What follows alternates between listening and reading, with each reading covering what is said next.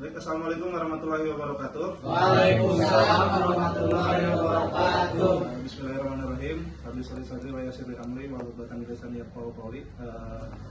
Pemadi yang saya hormati selaku manajer cabang dan teman-teman semua yang saya hormati dan yang selalu menjadi ketua panitia. Mohon maaf mengganggu waktunya sebentar. Izin saya di sini membuat video untuk tugas tahap 2 tes calon staf kesehatan. Tidak lama teman-teman, karena memang durasi yang diberikan hanya maksimal 5 menit. Jadi mohon waktunya sebentar, izinkan saya mempresentasikan materi yang memang yang disiapkan oleh staf kesehatan. Langsung saja teman-teman, materi yang saya dibawakan hari ini yaitu tentang KDRT. Sebelumnya teman-teman ada yang tahu KDRT itu apa?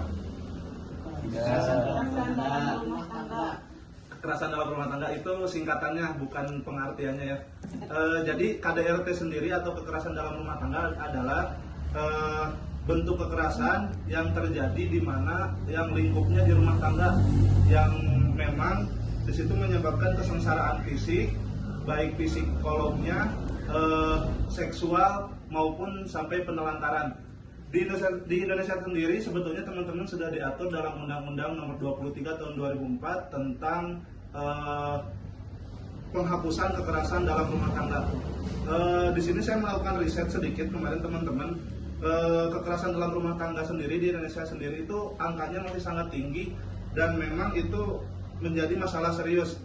Kemarin data dari Kementerian Pemberdayaan Perempuan dan Perlindungan Anak, data kekerasan dalam rumah tangga itu setiap tahunnya itu ada ribuan kasus yang memang notabene mayoritasnya terjadi kepada perempuan dan anak. Ada beberapa faktor teman-teman yang memang KDRT itu terjadi.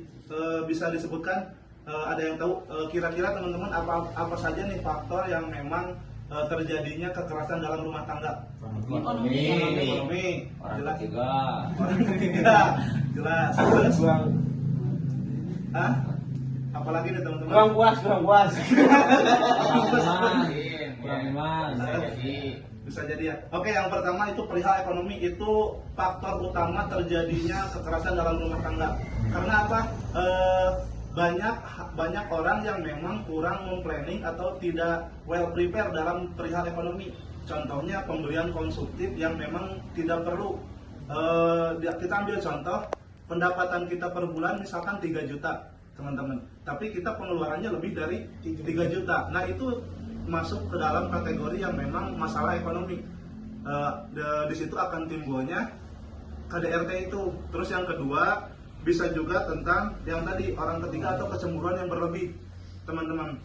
Kalau kita kecemburuannya tidak wajar, berlebih, istilahnya yang cemburuan banget lah, apalagi yang memang orangnya emosinya yang tidak terkontrol, itu juga menjadi salah satu faktor yang memang akan terjadinya kekerasan dalam rumah tangga.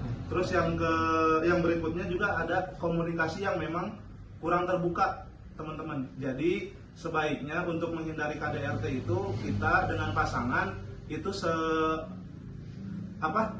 tentang komunikasi itu harus benar-benar terbuka, jangan saling ada yang ditutup-tutupi. Terus dampaknya apa sih teman-teman dari KDRT ini untuk teman-teman sendiri, misalnya untuk korban atau untuk anaknya? Jadi yang pertama itu ada dampaknya luka fisik, apalagi yang suka main tangan, itu dampak dari KDRT. Terus yang kedua ada juga mental atau psikolognya yang memang terganggu ya.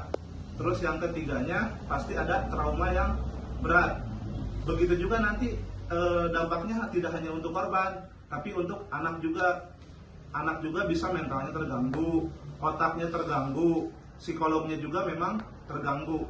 Jadi teman-teman, untuk menghindari KDRT itu kita harus menjaga yang tadi, perihal masalah ekonomi, terus komunikasi yang terbuka, terus perihal yang tadi emosinya harus dikontrol.